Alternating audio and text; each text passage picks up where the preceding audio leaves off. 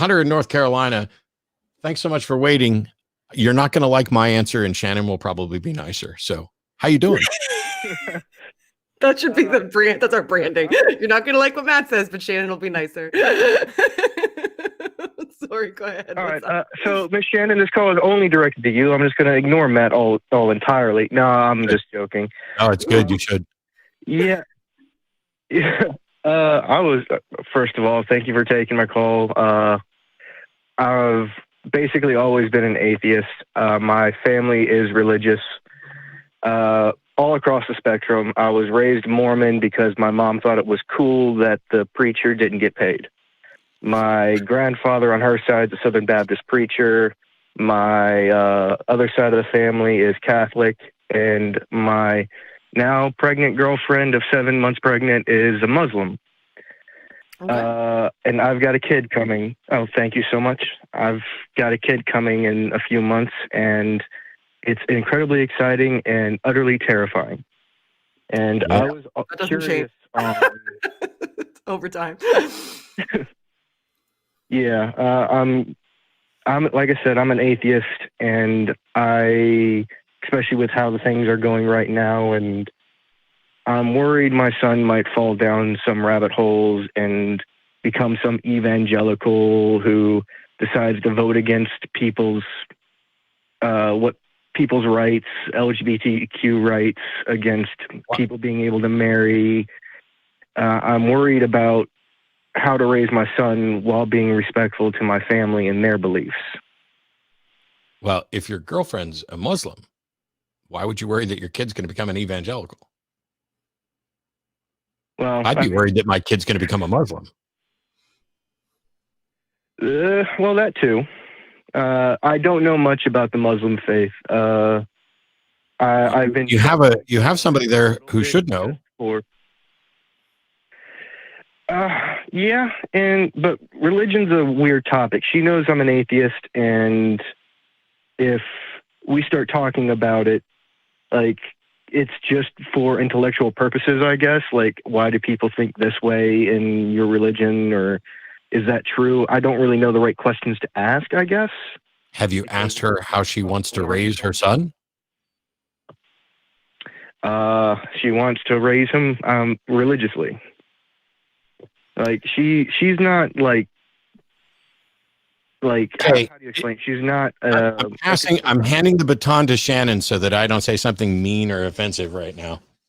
Right. Okay. So it's fine. Because my answer is really simple. So let me get my answer out of the way.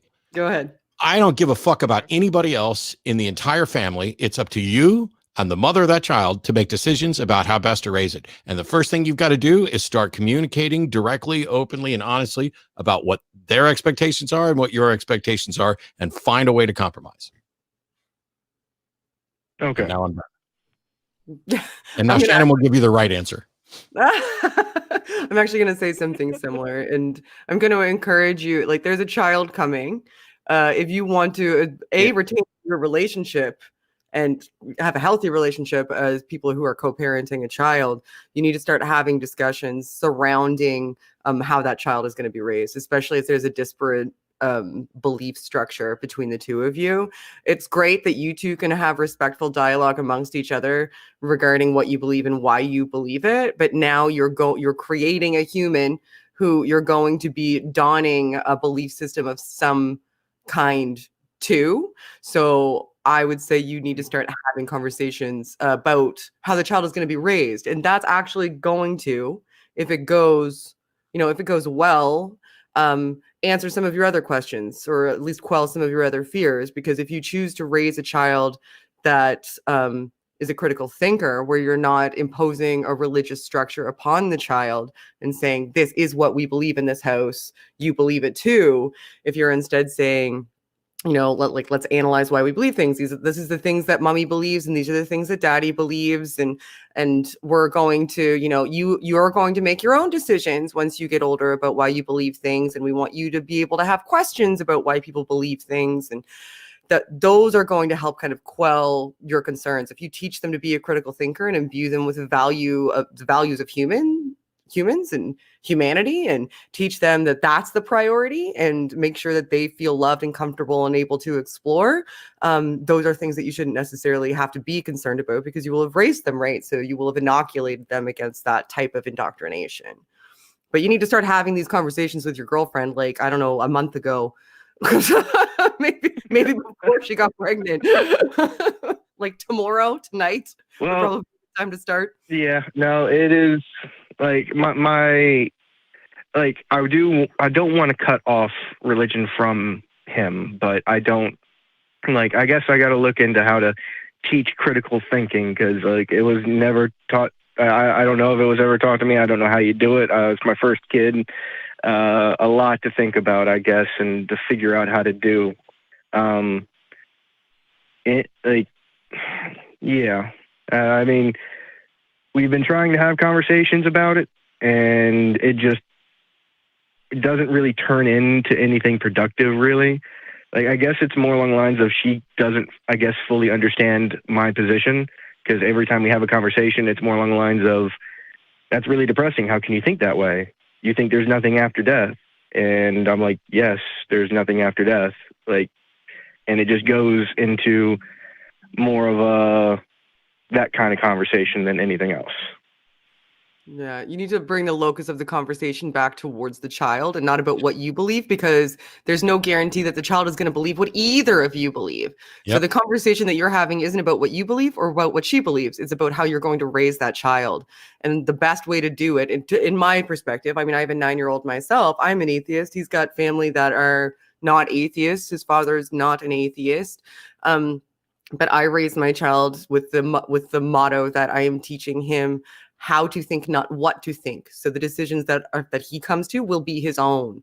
My job is to create an environment where he can thrive as a human, and raise him in a way that he is loved and comfortable, and that he understands how to make choices and how to analyze scenarios, and then let him feel supported when he does make those choices and work through them with him. Now, if you're making a decision to raise a child an atheist and or raise a child a theist, both of those are scenarios where you're making a decision for what that child is going to believe, and those all automatically, to my mind, are not good decisions. You need to teach the children how to think, not to think like you. One big thing to consider is that we're talking about your girlfriend here, which means you may not have any legal rights or options with regard to what's happening with this kid at all. And that's something that you have to consider, both while you're talking to the mother about what kind of compromises you guys can make. Hopefully you guys love each other and able to come to some agreement without, getting lawyers, getting pissy, or fighting over custody or whatever else. These are conversations, I'm not going to beat you up too much, but these are conversations that should have been had before anybody got pregnant. Yeah, well, the whole pregnancy thing wasn't exactly planned, but life happens, and in all honesty, I think It's amazing. I would never consider myself to be ready for a kid, so if it happened in this way, it's perfectly fine with me, because I don't think I'd ever consider myself ready to take that step, so just let it happen, because life goes on no matter what we decide to do. At the end of the day, asking the right types of questions, and what you're concerned about is making sure that you have a healthy, happy, and supported child. So you're already as ready as anybody has ever been. At the end of the day, love your kid. And when they come to you with questions, you say, I don't know, but let's go find out. Encourage a spirit of discovery in there. At a minimum, even if the mother is going to raise your son predominantly Muslim, it shouldn't be a problem for you to also teach like world religions, comparative religions things. So you can say that, hey, here's different views on all this, but you've got years before that little brain is really should be within 1 million miles of religion, in my opinion. And so that's going to give you guys time to talk and work things out. And, if her religion isn't all that important to her, I don't find that as often with Muslims, but I don't interact as often with Muslims. So, it reminds me of I've got plenty of Catholic friends and Baptist friends whose religion is just kind of, it's between me and God and whatever. So yeah, I wish you luck.